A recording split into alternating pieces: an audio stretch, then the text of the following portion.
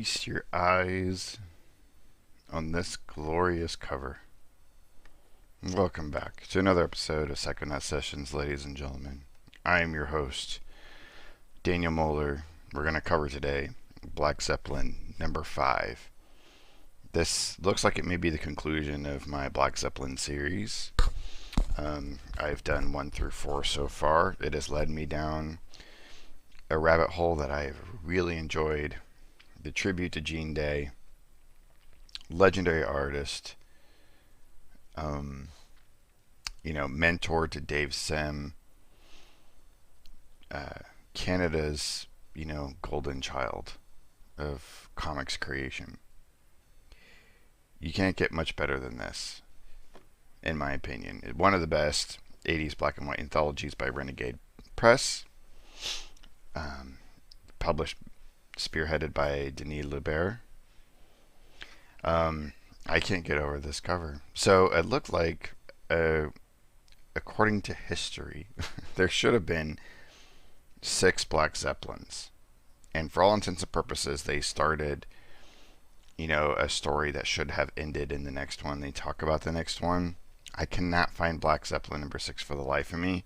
And in all of my research, it looks like there may have never have even been one.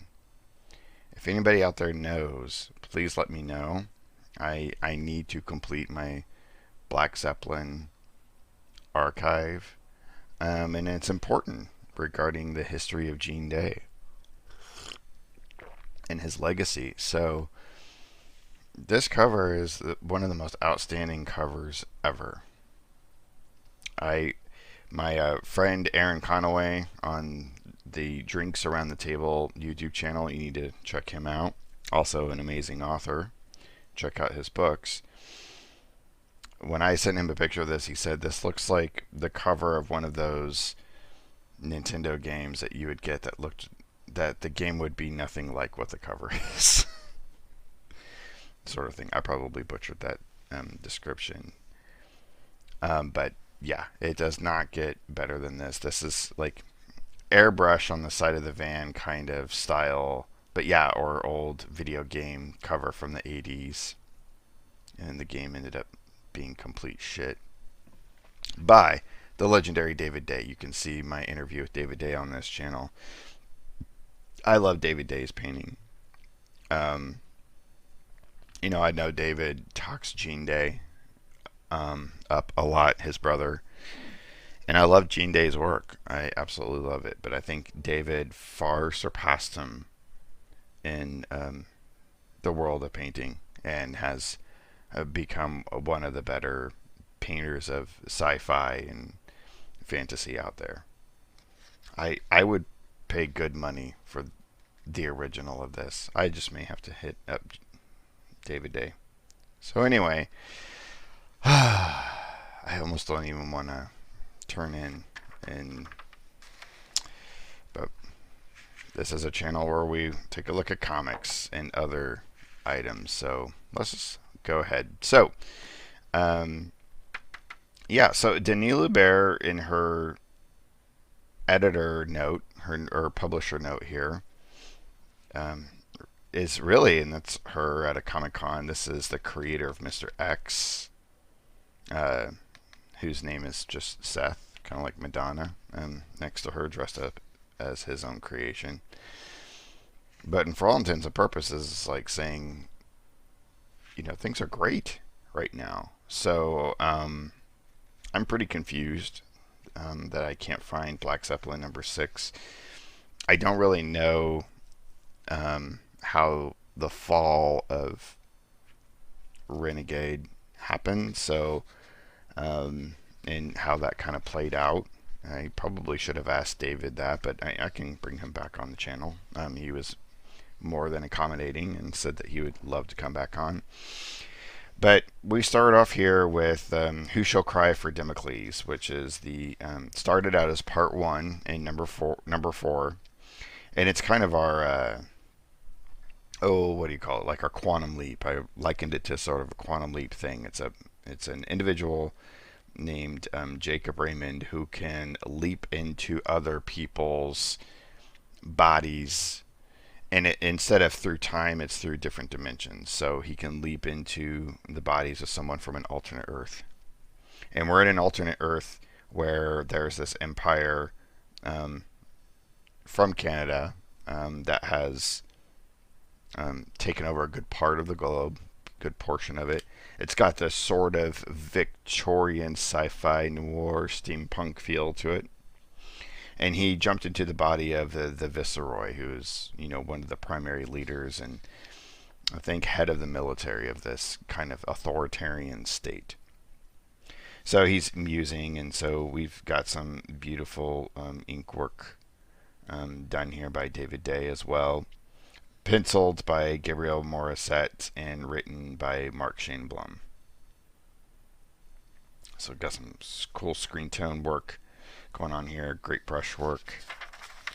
I love me some David Day inks.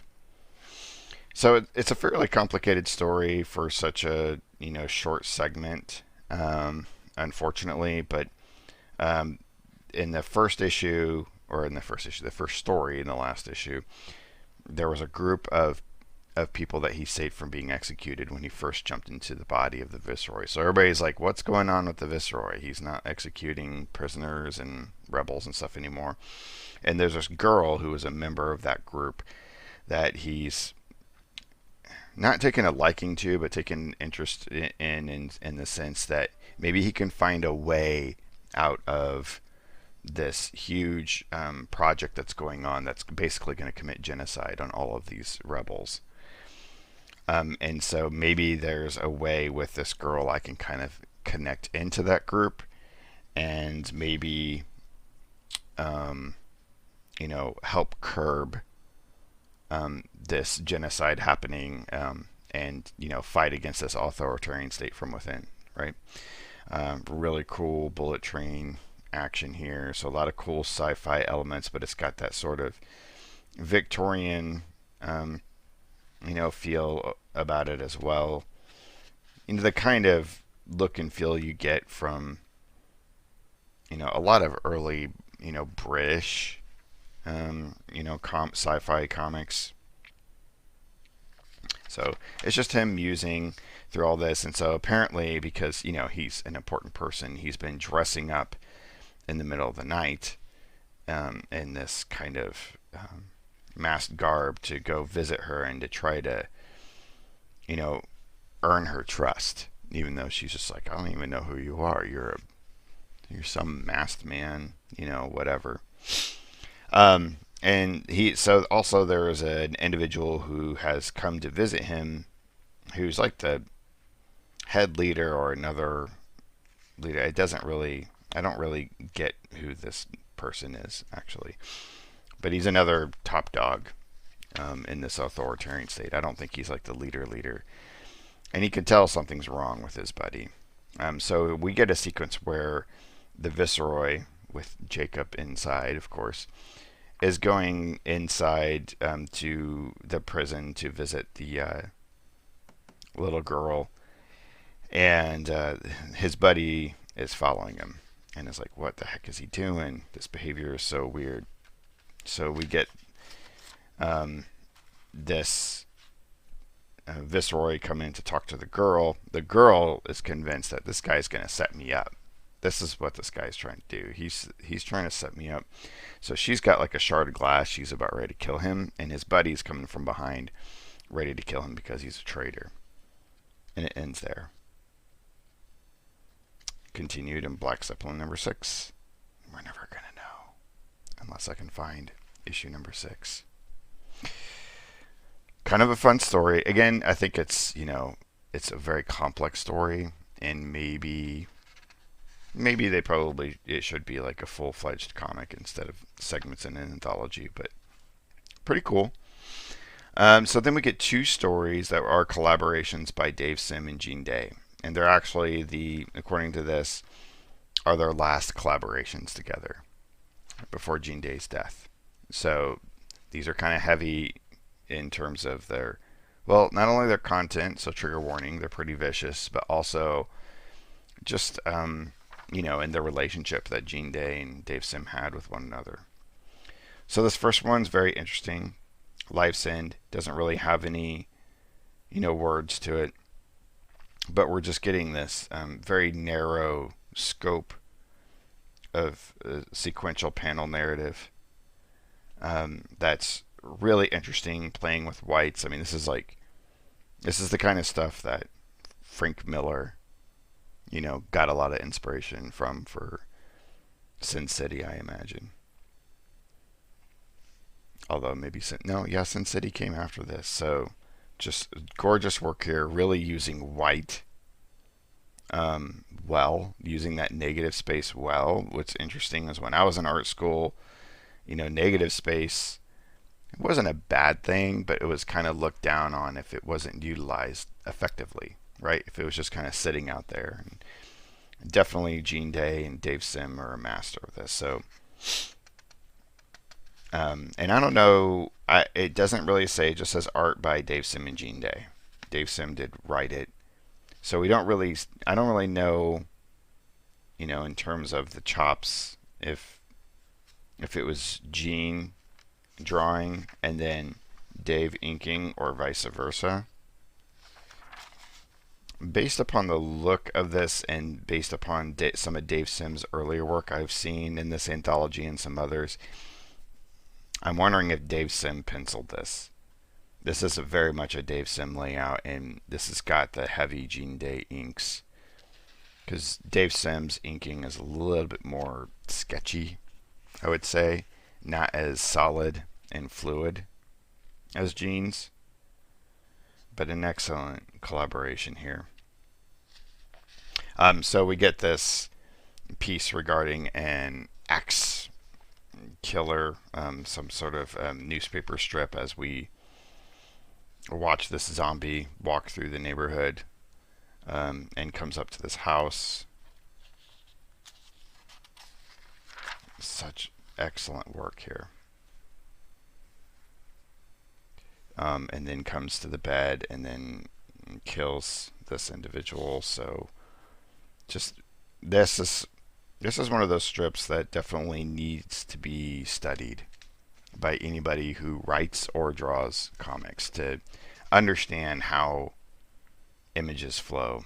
Here we get, the axe on the wall and then it's taken down. Wonderful, wonderful sequence. And so here we get more on the axe murder. The victim's body is never found. So apparently this is actually the victim and not the axe murderer themselves. The victim became a zombie and picked up the axe to use. So very interesting.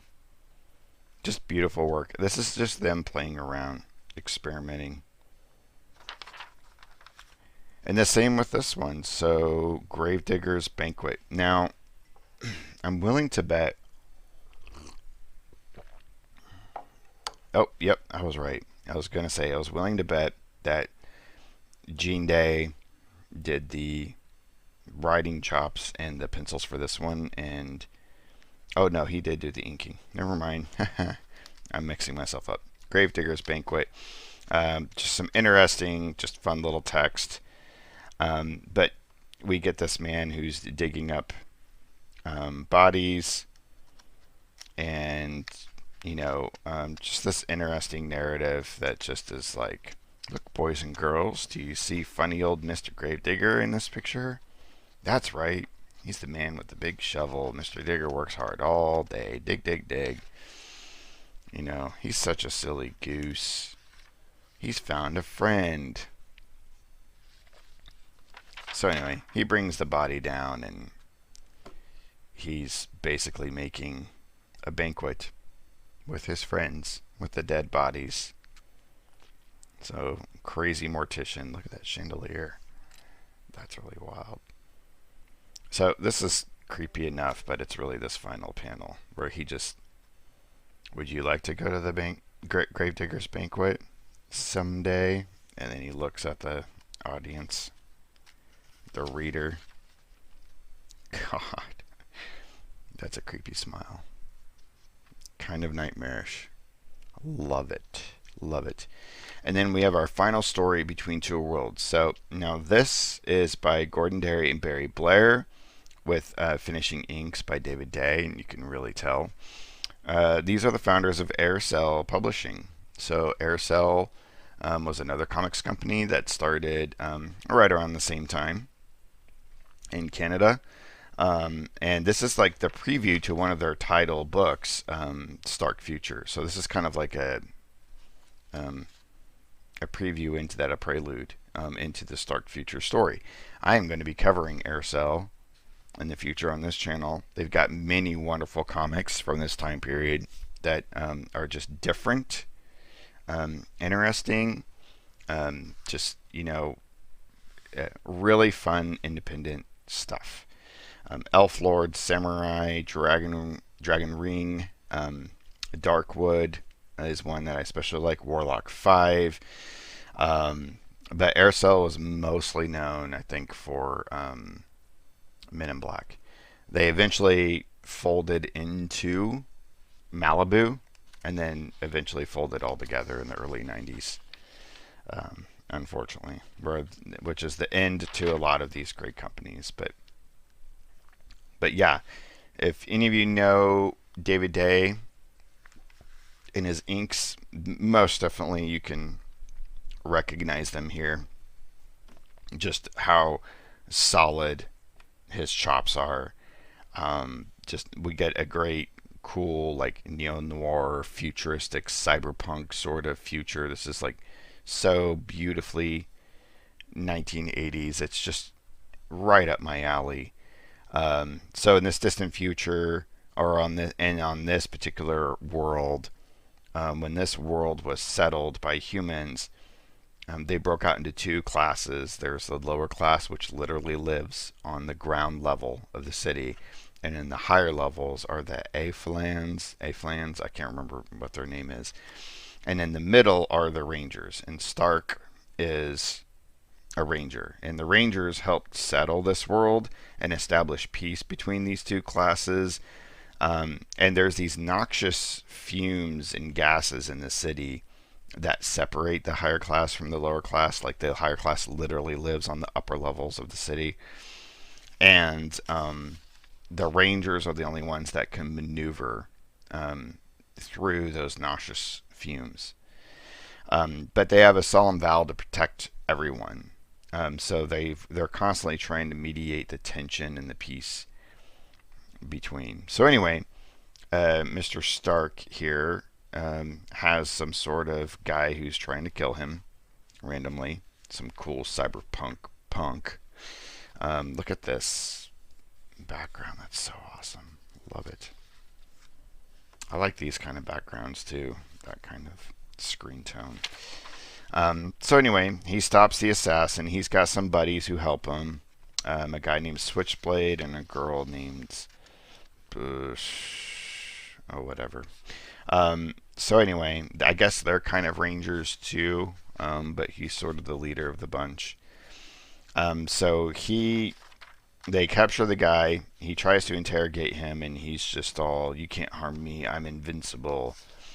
And he's got this blade called the Kali Chakra. Is that it? Yep, the Kali Chakra. The Kali Chakra that eats souls, kind of like Elric's, blade from Michael Moorcock. And basically kills him, evaporates his soul. And they found out that he had this sort of drug in his system that was manufactured by the Aflans, who are the higher class people, the Aflan lords. So he travels up the level. Cool little fun elevator thing. He travels up the levels to go visit the Aflan lords, and this is the leader of them all. And turns out they're trying to kill him.